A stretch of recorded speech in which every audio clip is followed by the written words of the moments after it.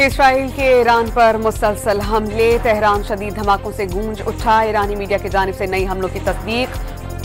अस्फहान और शुमाली शहर खुजबीन पर भी इसराइली बमबारी जारी। पासदारान इनकलाब ने इसराइल पर नए हमले शुरू कर दिए। फौजी कमांडर का इसराइलियों को हैफा और तलबी फौरी खाली करने का इंतबाह। ईरान ने पहली बार अपना नया मिसाइल इस्तेमाल किया। इसराइल तवील जंग का मुतहम्मिल नहीं हो सकता, हैरत ज़दा करते रहेंगे। ईरानी वजारत दिफा का इंतबाह। अमरीकी फौज की मशरक़ वस्ता में मजीद लड़ाका तैयारों की तैनाती। F-18, F-22, F-35 तैयारे ड्रोन और प्रोजेक्टाइल मार गिराने के लिए इस्तेमाल होंगे। अमरीकी हुकाम ने तैनाती को दिफाई नौयत का करार दे दिया।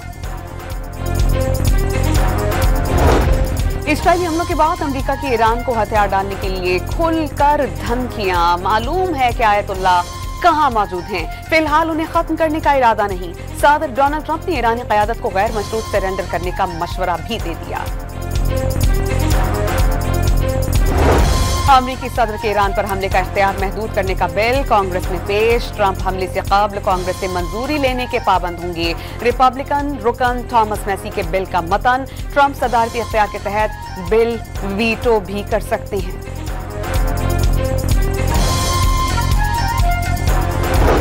और नायब वज़ीर आज़म इसहाक डार और मुत्तहिदा अरब अमारात के हममंसब ने टेलीफोनिक राबता। दोनों रहनुमाओं का इसराइल ईरान जंग और खित्ते में बढ़ती कशीदगी पर इजहार तशवीश। अमन और इस्तेहकाम के लिए फौरी कोशिशों की जरूरत पर जोर दे दिया।